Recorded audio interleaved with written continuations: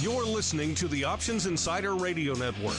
For more quality options programs, visit www.theoptionsinsider.com or search for Options Insider Radio Network in your podcast provider of choice. Listeners can also access all of our programming through our mobile app, available in iTunes and on Google Play. Don't forget to follow along with your favorite programs and submit your own questions for the hosts at twitter.com/options, facebook.com/theoptionsinsider, or via questions@theoptionsinsider.com. And now, it's time for the show that breaks down the options market, from unusual activity alerts to market analysis, strategy overviews, listener questions, and much more. If it involves puts and calls, then our all-star panel will break it down. It's time to hit the option block with your host, Mark Longo from the Options Insider Media Group, and co-hosts Uncle Mike Tosaw from RCM Asset Management, Andrew the Rock Lobster Joe Vanazzi from OptionPit.com, and Mark the Greasy Meatball Sebastian from OptionPit.com. And now, get ready to hit the option block. All right, everybody, that rockin' tune means it's time once again for the Option Block, the program here where we break down all of the interesting, amazing, sometimes head-scratching activity that is going on out there in the world of options. We do it twice a week, record it Mondays and Thursdays here on the old Options Insider Radio Network, and then we beam it out to you on Tuesday and Friday morning, and we are working, hopefully maybe even by next week, for a big Option Block 500th episode spectacular to be able to get it out to you live. A lot of you guys always write to us saying, hey, we want to listen in, see how the sausage is made, get that show live. So we're going to see if we can get that up and running for you, live stream it for next week's big 500th episode spectacular. Don't hold it to me. Don't hold me to it, I should say, because as we speak, listeners, you should see I am in the midst of a completely in renovation mode studio here. We're adding doors and everything else and expanding to add more in-person capacity. So hopefully that'll all be done in time for the big spectacular, and we'll be able to live stream and have all sorts of fun with people in the studio and people beaming in and everything else. And you guys will be able to join us for the epic ride that is Option Block 500. So stay tuned for that, listeners. Mark your calendars. It was going to be this coming Monday, which is the 15th, but those keen-eyed amongst you will notice that is a day in which the markets are closed, so you can't really have a big 500th episode spectacular on a day when nothing's going on. Should be pretty nice to see, but we'll see how that rolls out. Of course, we do indeed produce a growing array of content for your listening pleasure here at the old studios. 13 programs to be precise, and where can you find all of that goodness, all of that fun? Well, of course, the mothership, the flagship, the OptionsInsider.com. That's the best place to go. It's all right there. The written content, the breaking news, the articles, the analysis, our options FAQs for those of you out there wanting to learn some basic stuff, as well as, of course, top left corner of the page, bam, Insider Radio Network tab, and that pretty much is where your audio adventure begins.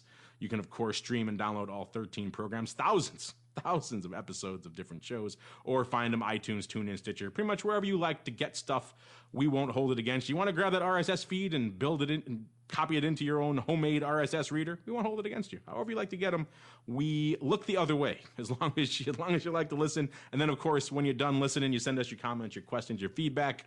We really do like to hear from you guys. Sometimes we regret it. We say, write to us, but usually we enjoy hearing from you guys. So no shortage of ways for you guys to do just that. Twitter.com/options, Facebook.com/theoptionsinsider, or just hit us up, questions at theoptionsinsider.com. Again, we're pretty much everywhere you guys want to be. Send us your questions, your comments. We do often, occasionally, once in a while, like to hear from you guys. And joining me on the old program today, starting off, let's go in order of distance to the land of melted ice rinks and broken dreams, none other than Maine itself, where we are joined by the teary-eyed rock lobster, Mr. Andrew Giovinazzi from OptionPit.com. Mr. G, welcome back to the program, and how goes the land of the melted ice rinks? Well, it's refreezing. It is refreezing as I speak. Oh, there you go. You're getting a little bit of a chill wind in the air there, huh? Oh, yeah, it's almost a whiteout, so... So then what do you do then? If it refreezes, do you have to get the Zamboni out again? Because I'm sure it's not going to refreeze like a sheet of glass. Well, the last time it froze enough where the snow will sit on the top of the ice, and then you just basically shovel it off, and then you hit with then you go give it the outdoor Zamboni routine. So right now I could just walk over and I could use the pusher and just this kind of, contraption just to like a plow, you just drag it across and pull all the snow off. Got it. And then we resurface. There you go, listeners. This week in Maine's ice rinks. Well, I'm glad to hear that your much discussed, very controversial ice rink is now back in some sort of tip-top shape. But you did move all the way up to Maine. You should at least get a week or two with the ice rink in tow, don't you think? At least one. I think that's all I had has been one. And the unsung victim of global warming, Andrew Giovinazzi and his ice rink. Very sad. All right, well, we'll let him dry his tears while we turn our attention to, I think, a little bit happier Hamlet. This, of course, being St. Charles, Illinois, where we are joined by good old Uncle Mike Tosaw from RCM Wealth Advisors. Uncle Mike, we'll get to it in a little bit, but I'm guessing today was a little bit happier day for you over there in the land of St. Charles. Oh, absolutely. We can talk about more in the trading block. But getting back to the ice thing, I saw a post online in terms of just in relation to the Super Bowl. And it was funny that someone said, when we watch the Stanley Cup, we don't care about the commercials or the halftime performance. We just want to watch hockey. And you know what? I think that's a wonderful thing. Even though I am a football person, I have to admit that there's a lot of fair weather fans that do come out to the Super Bowl parties on yesterday. It's kind of like St. Patrick's Day going out to the bars, and that's where all the amateurs come out. Is that what you're saying? Super Bowl is amateur hour for football fans? I think, I'd have to say so, yes. I mean, the fact that we have Barack Obama playing catch with Stephen Colbert in the White House with a football, I mean, come on now. I'd probably fall into that category as well. I haven't sat down and watched a full on-TV, full-length NFL game in probably a couple of years from start to finish. And I watched pretty much most of the game yesterday, and I'm not even interested in Denver early or the Panthers. So, yeah, you're right. It kind of, the wings help you get through that event. The wings and some of the nice 7-layer dip and all the other fun things. If every game came that way, then I think maybe it might be a more fun spectator event. Well, I think that just what I admire about hockey fans is that if that type of attitude were allowed, they don't have hockey parties because hockey fans wouldn't allow such things at their house. Am I right, Andrew? I had no idea I was going to be prompted there. He's out in the backyard, carving away at his ice rink again to keep it smooth. I have to say, watching Stanley Cup or watching hockey action, beer and hot dogs and some of those things are consumed. I don't know about, Right, but let's say that someone like me who knows very little about hockey, if I were to come over to your house during the Stanley Cup and start asking you questions like, oh, is that a home run or something like that, that wouldn't be tolerated in a hockey house. I'd be thrown out. Am I right? Actually, maybe in the state, they would just throw you out of the state. You go. You remember in Rambo when the sheriff marched the guy to the end of town and said, go get a cup of coffee somewhere else. It would pretty much be the same thing, I think. I think so too. Sounds like you had a bit of a contentious. They allow everybody to come in. Sounds like you had a bit of a contentious Super Bowl event out there, and here I was tossing it to you, the happy Hamlet of St. Charles, and you're up in arms about Super Bowl parties, sir. So I guess something got. No, I just think that football fans we need more hockey attitude in the football fans. That's what I'm saying. You're too open and welcoming in that football crowd. You need to get a little more, so. a little more we surly need to be more and insular. Cliquish, by gosh. Need to paint the face a little more and kick the woman outside to cook while you watch the game, kind of thing. That's what you're saying? That's right. I like it. There we go. All right, getting a little Stone Age, a little medieval out there. Before we offend all of our female listeners, and remember, send those emails to mtusaw@rcmfs.com. We'll keep on rolling right on into the trading block. It's time to break down the latest topics, trades, and trends in the world of options. It's time for the Trading Block.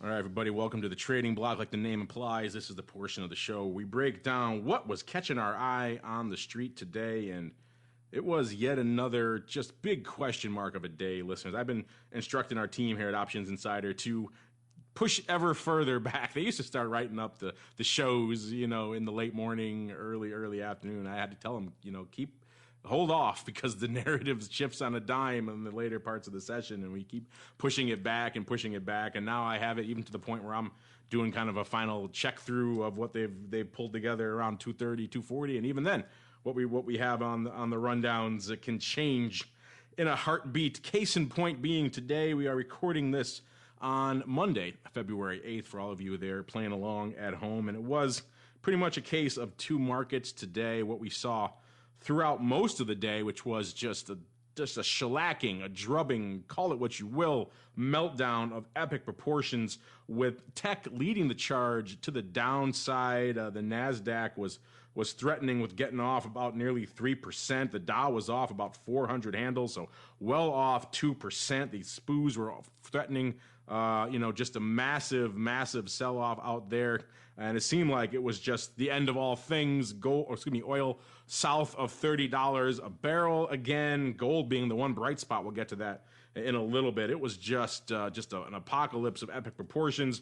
Didn't help that the Fed, of course, weighing on the market. Chinese unease, I almost said, but that could be a new term in and of itself. Chinese unease weighing on the market again. And then, of course, some other things not helping the mix, like Yelp accidentally leaking through our friends over there at PR Newswire. We'll get to that in a little bit. Leaking their bad earnings, so that piled into the market. And it seemed like by the time all this stuff was written up, right around the 235, 240 level Central Time here, it seemed like the narrative was in, and that it was pretty much just terrible across the board. Russell was looking at pretty much bear market territory, down nearly 25% from its peak in summertime, June of last year. We saw just, everything was pretty much off. The S&Ps were already off nearly 12% from their highs of May of last year. It was just pretty much red across the board. And then, like a little star on the horizon, we saw a little bit of a turnaround starting to happen there in Apple. Now, Apple hadn't really been feeling the massive sell-off throughout most of the day. It was off, but nowhere near as much as the broad indices were. And then as the day started to draw to a close, it seems like some computer somewhere flicked on the buy button in AAPL, and that pretty much led the charge to the north as the day kind of settled out here. Most of the major indices well off their lows on the day, still down, but nowhere near as much. Apple actually ending the day not off, but up. It was up as much as, I believe, about 1.7%, closing right around 1.1% or so, up pretty much exactly $1. Still south of that mythical, magical 100 handle, 95.01. To be precise, but still, that seemed to just lift all markets. The NASDAQ went from pretty much disaster zone to the still respectable sell-off level, but only off about 1.5%, pretty much almost cutting its sell-off in half. The SPOOs were off about 27 handles or so, 26.5 or so. Again, well off their lows because they had a pretty aggressive range today, too. They had nearly a 50-handle range out there in the S&P from the lows of about 1828 till the highs of that epic rally there towards the end, getting up to about 1873. Actually, that was the open level. And then pretty much just a crazy range, closing right around 1853 or so today. So, just craziness pretty much across the board. And with all this sell-off and then rally, then sell-off again, we're seeing a little bit of an inhale coming back in to VIX cash land. Looking at least so far, some of those early projections out there in last episode of Vol Views that we're going to be pushing the high 20s to 30s, maybe indeed coming to pass, hovering right around a 26 level right now in the VIX cash land. And as I alluded to, Uncle Mike, gold pretty much doing its job here these days. For a while there, that wasn't so much the case. Now, all of a sudden, it seems like it woke up to the fact that, hey, I'm the flight to quality place because gold just gapping up. I think it was up over 3%, hitting today over that another magical, mythical level of about 1,200 an ounce, which put it pretty much at a 7-month high. Haven't seen those levels in quite some time. So a lot kicking off in Uncle Mike's neck of the woods. Let's start there. The shiny stuff, good old fruit company. What really drew your eye the most today, Uncle Mike? Well, you got to go with the shiny stuff. I mean, in looking at gold, we talked about how quiet of a rally it's been for it thus far this year in our last show, but it's becoming less and less quiet. As we go through this, we're seeing things in gold that we haven't seen these levels in quite some time. I think you had said that it's about 6 months or so. And what if you look at just say a 3-year chart of gold, about 3 years ago, and I'm looking at GLD right now, about 3 years ago, it was at around the 160 level. And it gradually went down. It's just been on a gradual decline ever since.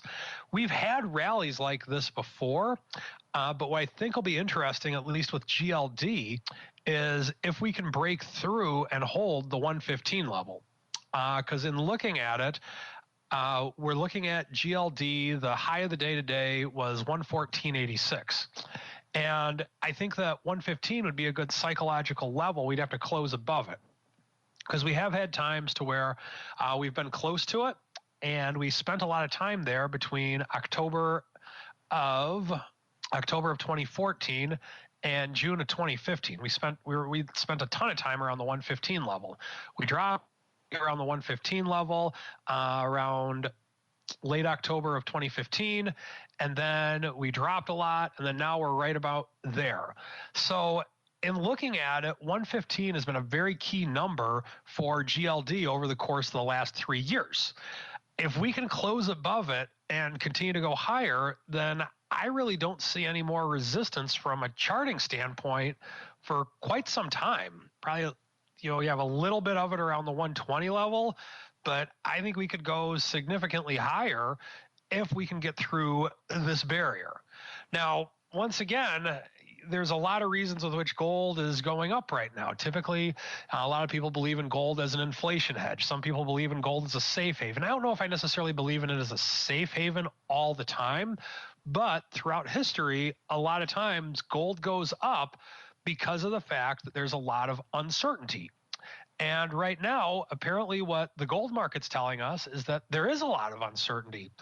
We have a VIX that's at the 26 level. There's uncertainty in China. We have an election coming up this year. So we have a lot of things that we really don't know a lot about. So from a fundamental level, or I should say more of a geopolitical level, there's a lot of reason to be bullish on gold. From a technical level, I think that the 115 mark could be a barrier, but if we can break through that, I could see a lot more good times ahead, so to speak.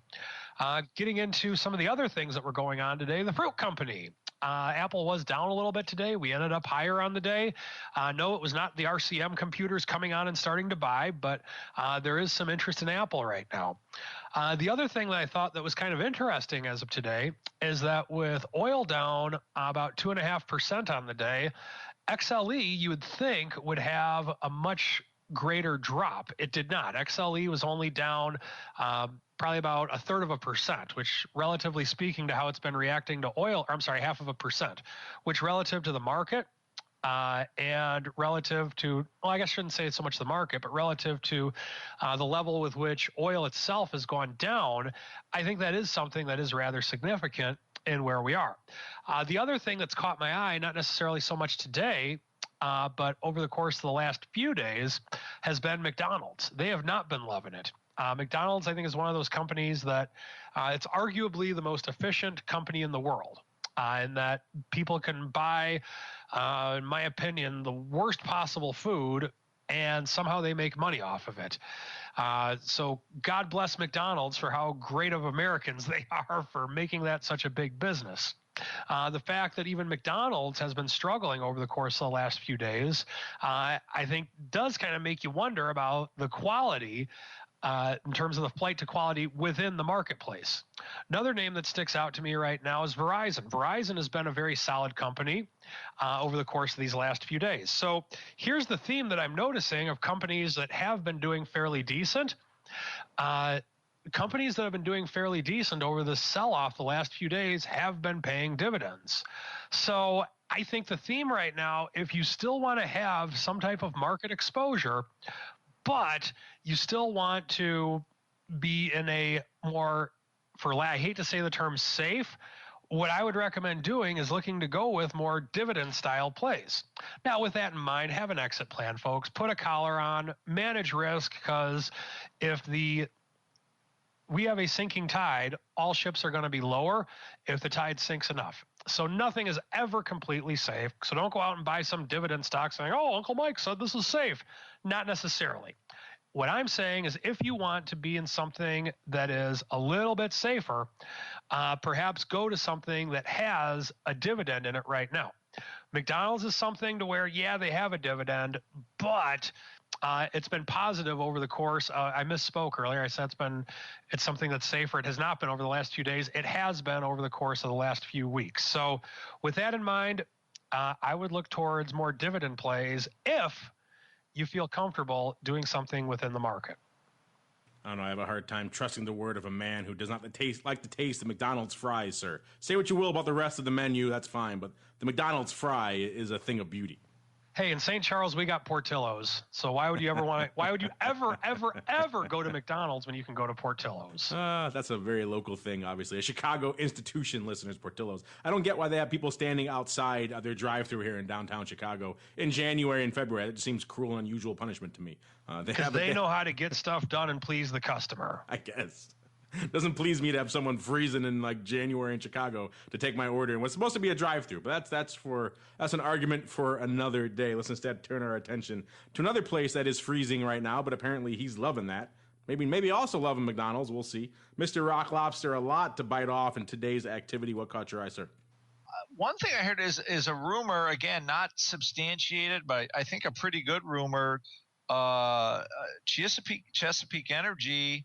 Once the darling of the natural gas industry, apparently the rumor was, I don't know if it was substantiated or not, about they're looking for somebody to restructure their debt, hired a law firm. So, and I think for a while the stock was down like 50%, vol exploded. So they halted trading in it. It's trading at I believe, and I don't know if it's an all-time low, but I'm pretty sure it is, like $2 or something like that. Let's see where it. So, yeah, I mean, it was down. It traded as low as $1.50, and they're not having a good time there. And I thought that was kind of a bellwether for like the MLPs, even though it's not an MLP, signaling some more troubles in that industry. So, I guess the debt load is now, and I thought that was part of what helped the market on a way south today was. The debt, HYG was having trouble, high yield debt products having trouble, just all the banks having trouble, I guess, because they're not going to raise. So they smacked all the banks again. Just a lot of, let's just say there was a lot of troubles. There was, without anything actually being substantiated, it doesn't take much to send stocks lower at this point. So, and also I remember in August, we were laughing about being able to sell the 70 puts in Apple. In the chat room today, we're looking at Google. You could sell the February for next week. At one point, you could sell the 620, 610 put spread for $1.50. So again, trying to find an additional, and now Google was up on the day. So I don't know, because there's, I guess, a class action suit about copyright infringement for Google copying a bunch of books. But just, odd stuff, stocks that were leaders getting smashed up a little bit. Goldman Sachs was down another 10. It was trading I think it was trading 160 on Friday, and it traded as low as 145 today. So just a lot of big ranges. There's not really – liquidity is kind of gone. And for all, I guess the QE era meant like no matter what the news was, we rally. And the post-QE era is no matter what the news is, we're going to sell off. And until whatever changes course, I think we're set on this path for, I was talking about it last week, and I think we're going to be set on the same path. I don't know where our bottom is, but at some point, some central banker has to come out and say, there's no more QE. We're not doing anything else with rates. We're just going to let things go. And I think people might like that. It's just, I think there's a spiral here, and the central bankers have kind of made their bed, and then the equity markets and the bond markets are going to have to try to unmake it, so to speak. I think that's where we are. Well, speaking of making it, we got a friend of ours who's making it pretty good today in the marketplace. I think without further ado, let's dive right on into the Odd Block.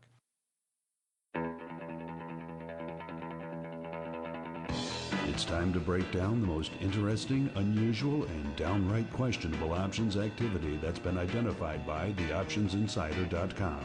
It's time for the Odd Block.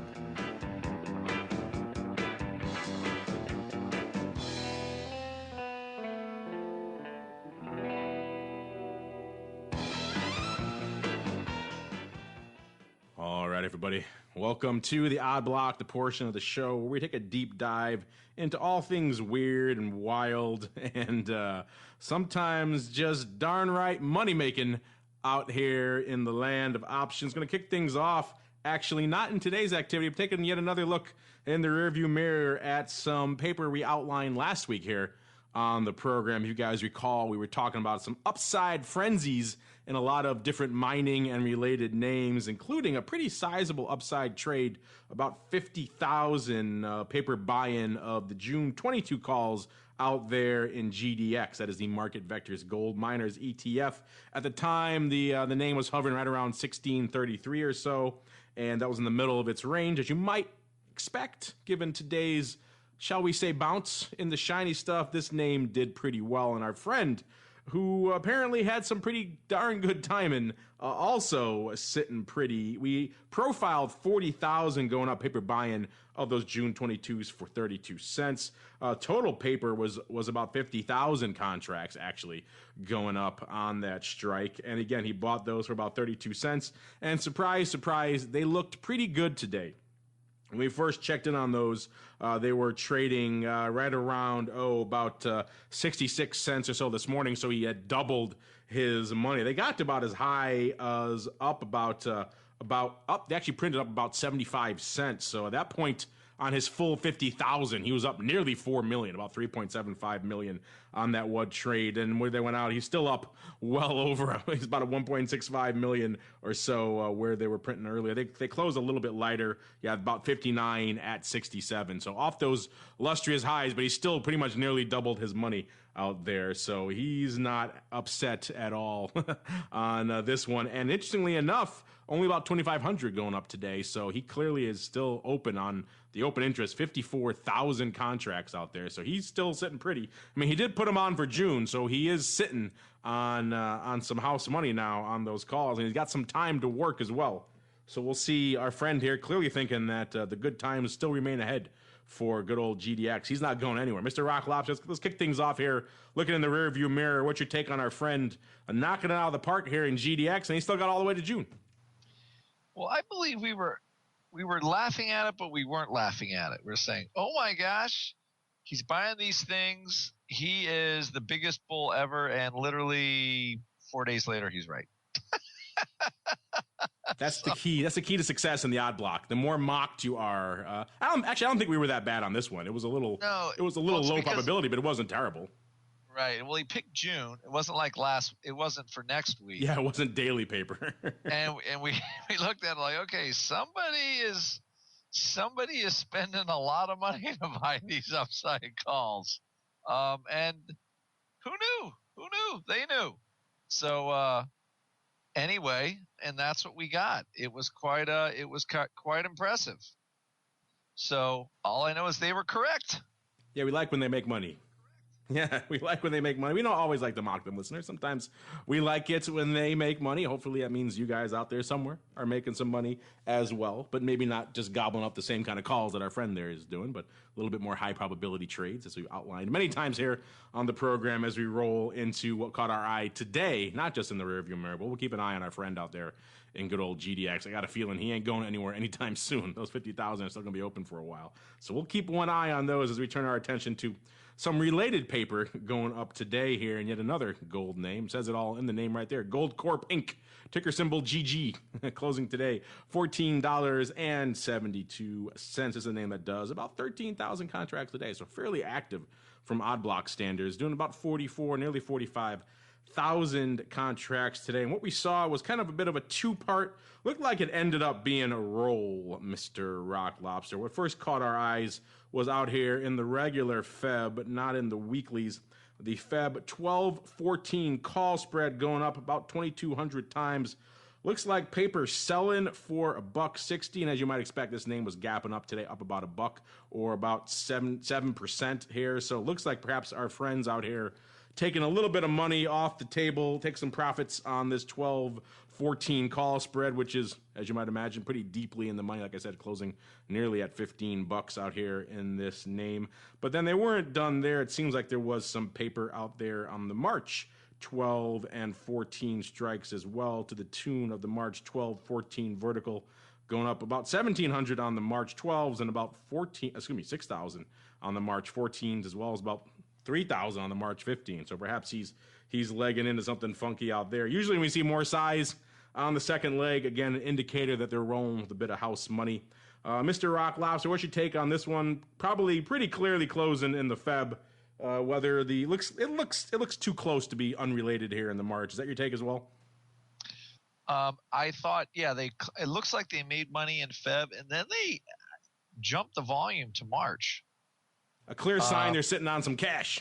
Yeah, another thing was kind of weird was, okay, so why do you sell the 12-14 and then go buy the 12-14 again when you're ready to Yes, that was my question as well. They went right back to the well, exactly. I'm seeing the volume, it traded at different times, but, on this show when we say it looks like a duck and it quacks like a duck, it sure looks like a roll. They obviously did well, but then why did they roll the same strike again? That was my one question mark. I was like, well, it's a roll clearly, but maybe they liked it so much the first time that they can't, and they're possibly in their mind think of any other strikes that they would want to do. Maybe 14, 16. Hey, I'm going out on a limb there. I don't know. So anyway, I found that one. We'll just say I found it odd. And thusly, it made its way to the odd block. Yeah, that's a good one. When you roll to the exact same thing, it's like, well, all right, here's your 70-cent in the money call spread. Of course, we don't know on that's the far for strike. Sure, but it sure, it sure looks the same. That's a good one. More size, same exact strikes, different ones. That's a guy who maybe learned a little bit about options, perhaps didn't flip to the next chapter. And didn't get the whole book in yet. He's going first chapter first, and it worked out. Why not? Just keep going with that one exactly the way you did it before, Mr. Rock Lobster. If it ain't broke, don't fix it, right? Exactly. So let's get some meaty 12 calls on and see what happens. All right, interesting one. Tell us why you maybe would think about, or probably, hopefully, would not think about rolling to the exact same thing, particularly when the lower handle of that is nearly 3 handles in the money on that spread. An interesting way to structure. Perhaps there are some nuances you guys are thinking about there you want to share with us. By all means, send them in.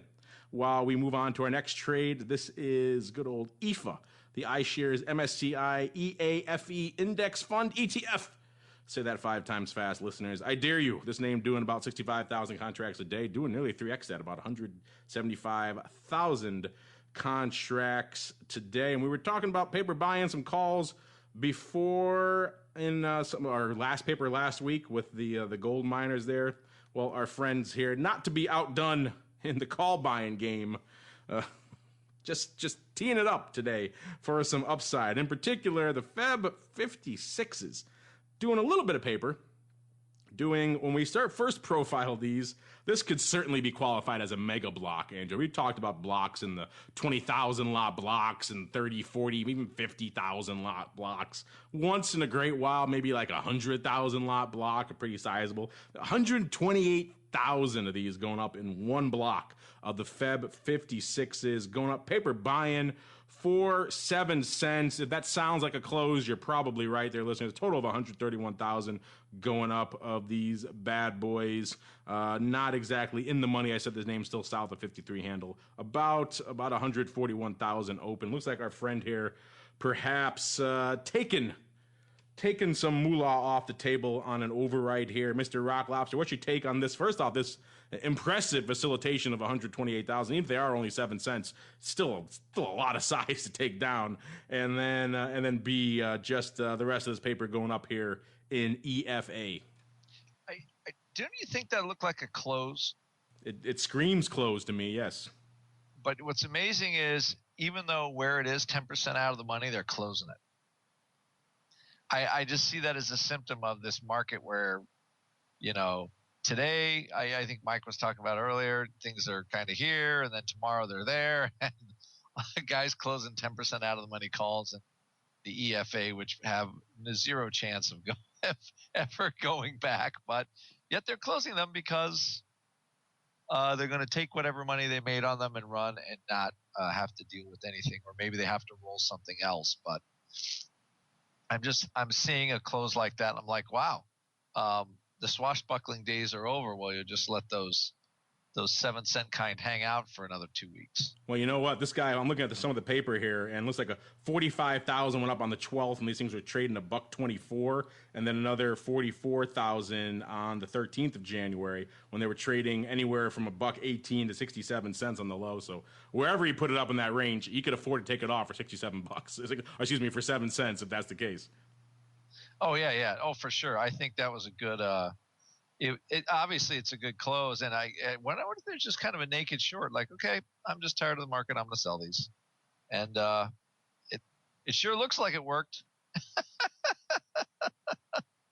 Yeah, that was that's an interesting one. So yeah, when you're sitting on anywhere from $1 odd, maybe to 70 cents or so, and 60 odd cents, some of these names in profit, 100,000 plus times. Yeah, you're not gonna sweat the 7 cents, I don't think. And hey, he's listening to our show. We always tell people to get south of the dime range, certainly around that nickel range. Start thinking about closing them out. He clearly is listening. Takes them off for 7 cents. I will tip my hat to that fellow. Made his money and took the risk off the table. I shan't mock him. There's enough to mock in the odd block, Mr. Rocklop. So we don't need to mock people exercising judicious risk management. We shan't be those folks here. How about that? No. I think it was a very wise. Speaking of maybe people who don't think the new Super Bowl campaign perhaps was too wise, let's close up the odd block here with PayPal. I'm not sure if you're familiar. PayPal is now, what was it, the new money, the new cash? Whatever. What was that commercial they had on yesterday? They're the new money, I think, right? Something like that. As opposed to the old money? Yeah, apparently they show people trading and like, that's old money. They close at 5. We're the new money. And I was like, oh, this may be some new fintech startup. Nope. It was PayPal, about as old as in internet terms, about as old as it gets. Yeah, clearly the market not liking what they saw, and also our friend here perhaps dismayed a little bit. PayPal, of course, ticker symbol PYPL, closing today $33.61, off about $1.50 or a little over 4%. Let's see, intraday they got down as low as south of 32 here, so they were about $1.60 or so off their lows today. So this one had been feeling a lot of the pain of the NASDAQ along with a lot of other tech-heavy names, but got some of that back towards the end of the day. This name averages about 11,000 a day, doing 57,000 contracts a day. 2-to-1, over 2-to-1 puts over calls. I should tell you where people were leaning today, and in particular why I say perhaps a vote of no confidence in the new marketing direction, or perhaps the new direction of the firm, was what we saw out here was a pretty sizable collar out here in the April expiration month. In particular, it was the APE 30 puts going up for $1.20. Looks like paper buy-in versus the APE 80 calls. APE 37 calls going up for 80 cents, about 10,000. Total of about 10,000 on each.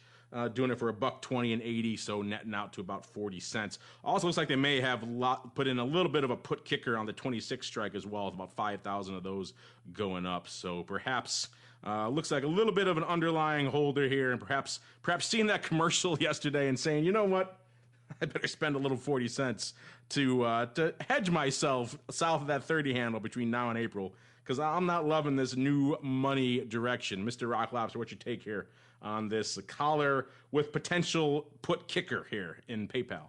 Yeah, really like a kind of a weird one. It's sort of it's the kind of trade that looks like this PayPal's not supposed to be going down. I better do something. So I'm going to buy some puts. I'm going to sell some calls. I'm going to do something. It's possible that they actually they closed those puts. Maybe they even short the puts, closed them, and rolled them down to that lower strike. And now they're kind of short a strangle maybe against the underlying, which, it's that's definitely a kind of trade for sure. But, because there was some open interest there on the 30 strike. So I found it. I found the trade interesting. Very, very, very interesting, and it definitely looked like somebody wanted to buy some protection. And it didn't look like they wanted it earlier. So my thought was, they rolled out of these. They rolled out of the 30 puts. Possibly they're just short them, like, oh, everything's going to be fine. Now they're like, well, wait a minute, we're going to now close them, roll down to the 26s, and maybe we'll sell some 37s again. So the trades were done in two different times, but exact volume on the exact strike, I just, again, got to find it odd. Maybe that's a little bit of the old tap on the shoulder from the risk manager saying, hey, about all those 30s you're sitting on there, maybe you want to close that and maybe get in on some others here. Exactly. The old tap trade, because when they're waiting, he's trying. He's like, it's going to come back. It's going to come back. He's short tons of these 30 puts. They're going to come back. Don't worry. And then tap, and he's got to put them back on, and then maybe pick up some 26s for extra fun. Either way, however that went up, a lot of different ways to parse that one. Interesting stuff, and perhaps showing a little bit, perhaps, of capitulation out there in PayPal. We shall see. An interesting one to keep an eye on as we keep on rolling into it's Monday. It means it's time for the strategy block. It's time to dispense options, wit, wisdom, and education. It's time for the strategy block. All right, listeners, welcome to the strategy block. This is the portion of the show where I'd take a nice break. Uncle Mike dives on in, gives my vocal cords a nice rest. Uncle Mike, I've been gassing on for quite a while, so I will turn the reins over to you.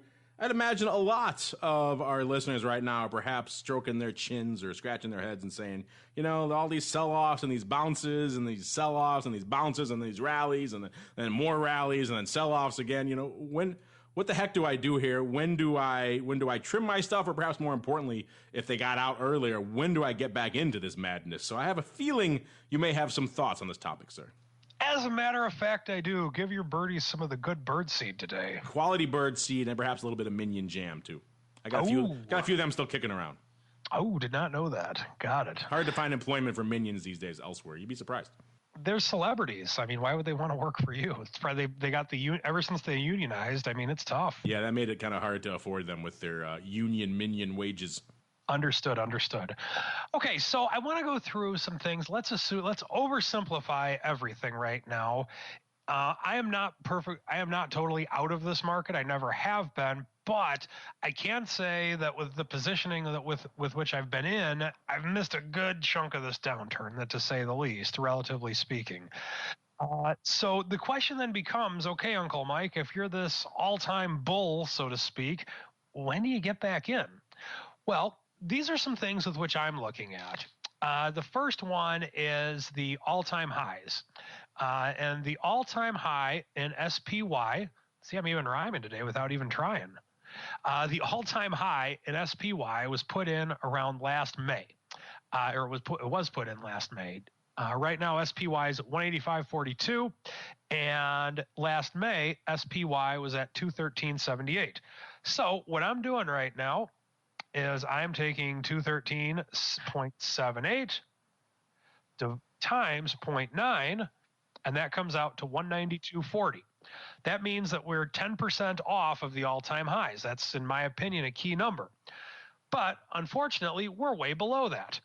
So my original rule that I've talked about on this show many times is when we're negative on the year, I want to pull in the horns and be very cautious. When we're positive on the year, I want to have more delta exposure in place. And I've followed that quite a bit this last year and a half. So with that in mind, we started the year off when we first went down to the 192.40 level. I'm trying to find an exact day here. It would have been on January 11th. And so on January 11th, and I'm sorry, it was actually January 8th. On January 8th, when we went down to that level, I really had a hard time wanting to get back into the market at that point in time, just because of the fact that, yes, we are 10% off the all-time high, but to quote a friend of mine from many years ago who has absolutely nothing to do with markets or anything like that, his reply would have been, "You must be crazy, dog." And that's kind of how I felt on January 8th. There's no way that I would have wanted to start putting a lot of delta into the marketplace on that day. And when I say a lot of delta, I mean getting up to the more serious levels of my bullishness. So I decided to continue to wait it out. Now, with that being said, the next level with which I would consider taking a look would be if we got to a 20% pullback off the all-time high. We're nowhere near there yet. 171.02 would be a 20% pullback from the all-time high. Now, at that stage, does that mean it's necessarily a buy signal? Who knows? I don't know, and I'm not trying to be a technician here by any means, but what I do recommend is that you have some type of a plan and a number that you use as a barometer as to when you get in and when you get out. Now, there's an old saying, buy the dump, sell the hump, don't diddle in the middle. And so I'm of the opinion that if you were to get all in right now into this marketplace, you would be diddling in the middle, so to speak. Meaning that I don't think it's enough of a pullback to justify getting in based on a pullback. Now, you can buy a few names, maybe sell some puts on a few of the names that I had mentioned in the trading block, but I don't think that the next level with which you should start doing any serious scale would be either until we got up to the 192 level, which was the 10% off the all-time high level, or down to the 171 level. Once again, this is all on SPY. This is based on the market as a whole, and this is how I think you should take a look at it when you're getting into things. Now, once again, I don't think that you should just put all the chips on the table and go all in Texas Hold'em style. I think that as we get closer to either of those numbers, you ought to start to scale in for better or for worse.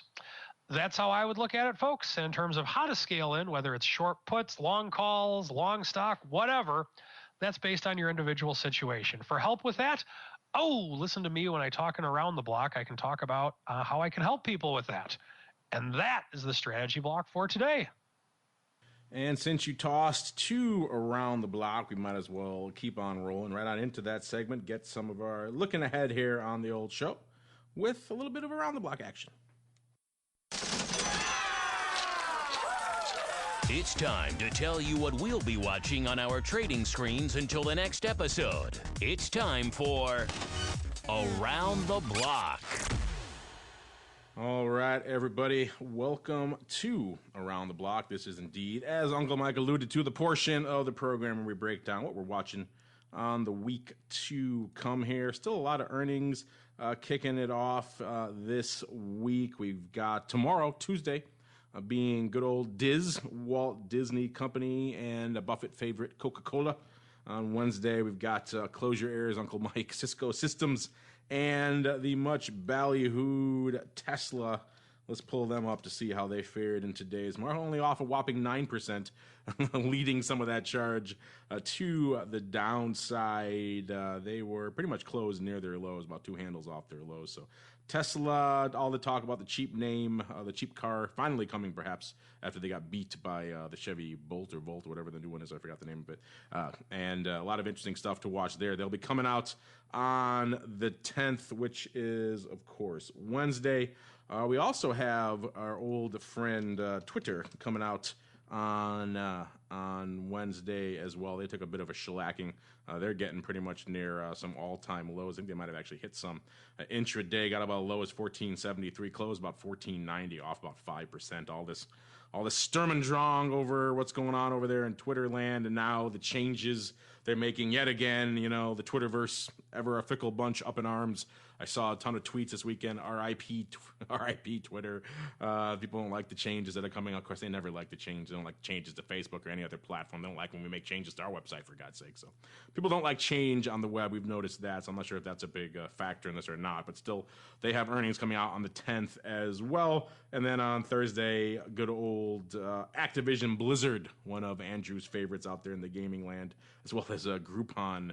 Bit of an also-ran these days from an options perspective, $2.32 off about 5% on that one today. So not really a big name to talk a lot of options on out there in Groupon. You can just, as a viceroy might say, just buy the stock. That said, a lot of things to watch. Of course, the Fed is popping up this week as well. They don't seem to want to go away. It's like whack-a-mole. You knock them down once, and Yellen's head pops up again somewhere else to keep the market in an ever-present state of flux. That said, we'll start with you, Mr. Rock Lobster. What are you watching? And was anything going on interesting in the chat room? And a lot of people are writing in about Twitter lately. Anything catching your eye out there in the chat room today in the option pit land regarding Twitter coming up this week, or any of these other earnings names I just talked about? One of my clients thinks Twitter's going to 10 before it goes anywhere else. So. Oh, there you go. Bulls abound on Twitter is what you're saying. He's usually pretty good about this stuff. So, I think Twitter could be a great property at some point. Facebook is worth roughly 20 times what Twitter is right now, even though it has 4 times the users, but at 20 times the value. So all I can say is, I guess, and Twitter makes money. It's not like it's a .com type company that doesn't make money. However, it is suffering from a lack of, the financial press, bad sentiment, and they actually had okay earnings. It's just, for whatever reason, everybody's decided to gang up on Twitter, and it might be the buying opportunity of a lifetime, but I thought it was pretty cheap in the 20s, and I was wrong. So I'm trying to decide how wrong to be when it's now in the teens. I now buy puts against this. Going to trade against your client, maybe a nice short downside put spread or something? Well, let's just say I don't buy stock without buying puts. So I'm automatically stopped out 10%. Yeah, you can't go just slinging size underlying in Twitter these days without anything on the downside. To back it up there. Speaking of which, I'll get to maybe another show. I just started watching that show Billions on Showtime this weekend, which is one of those hedge fund shows, and they do take a good shot at a hedge fund manager who dares to use options to hedge his downside. It's actually kind of funny. He's kind of cast as the boring guy that no one wants to be around because he hedges his downside. It's pretty funny. And he's from Chicago to boot. So I thought that was pretty good. Maybe we'll get to that on another show. But instead, we'll turn our attention a little bit closer to home again. Uncle Mike, what's catching your eye in the week to come? A lot to focus on this week. I think it's all about earnings this week. I don't think the market can go up unless we have good earnings, because of the fact that no matter what the Fed says, if they're going to pause on interest rates, then that means that the economy's bad. Oh, crap, market's going to sell off. If they're going to raise interest rates, oh, crap, the Fed's raising interest rates. The market goes down. I don't see what they could say at this point that could possibly make the market go up. So it's kind of like what Andrew said, no matter what, any news is good news back in the QE era. Right now, I totally agree. Any news right now is bad news. So the only news that I could see as being good news is if we have a lot of good earnings. So earnings, folks. That's what it's about. That is, and it's a nice change of pace. Of course, that said, the Fed is still lurking on the horizon there, so we're not completely out of the wind of that. And my new favorite term, the Chinese unease, still lurking. Maybe we have a title for the show there. Lurking in the background there, ever present in the background. So we'll see. But I like to watch nice earnings or two and just kind of. Oh, by the way, we have the results from our big after hours debate here on Twitter. Let me pull them up really quickly before we close them out. If you haven't had a chance to participate, we're going to do these options questions of the week over there on Twitter, listeners, so you too can make your voices heard. And let's see if I can pull it up really quickly before the show runs its course. And of course, now we're going to, here we go. We had last week's options question of the week was, should options trade after hours? 53% saying heck yes. 15% saying only in major names. 15% saying no. The liquidity would be terrible, poor liquidity, and 17% saying pretty much no other. So about 32% saying no, which is interesting, about a third. I imagine those are probably the professionals of our audience lurking around, and about 53% saying heck yeah, with another 15% on top of that saying a cautious yes. So interesting stuff how that breaks out. We'll get our new options question of the week out forthwith. In the meantime, though, that music means it's time for the end of this program, unfortunately. But before we go, one last time, let's check back in with my cohorts, my partners in crime, see what they have cooking. Starting with he of ice rink infamy, Mr. Rock Lobster. What's cooking in the land of the pit? We have our boot camp coming next week. Not this week, but next week, like the 23rd through the 23rd through the 26th, or 23rd through the 27th, where you can learn all of the basics about options. We've never written a total basic course before, and we're going to do it this time. If you're already an Option Pit Live or Gold or above, Option Pit Live or above, you get the course for free. So one thing we do at Option Pit, even though we have subscribers, we have our subscribers that have all of our daily content, educational content and stuff like that. We also provide once a month, we have new educational content, which our current subscribers all get for nothing, or actually they get it for already the cost of their subscription. So, but we do make that content available to the average person that they can go purchase and check out.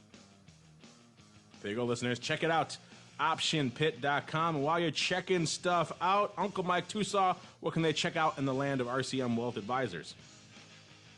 Well, as per usual, buy my book.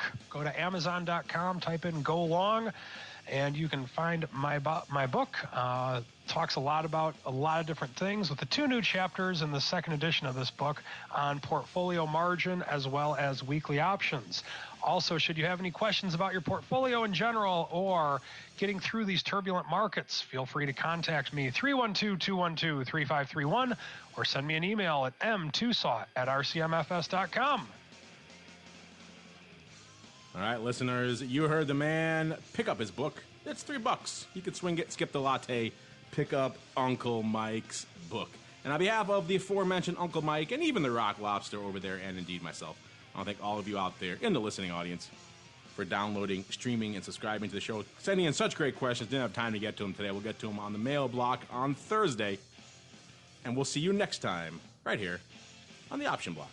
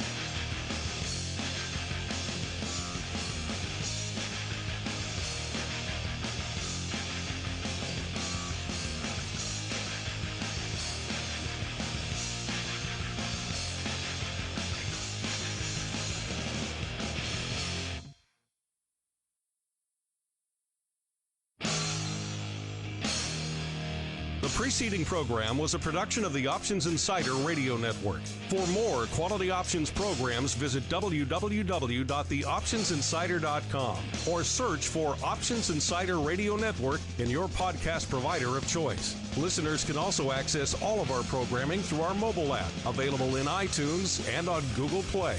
Don't forget to follow along with your favorite programs and submit your own questions for the hosts at twitter.com/options, facebook.com/theoptionsinsider, or via questions@theoptionsinsider.com.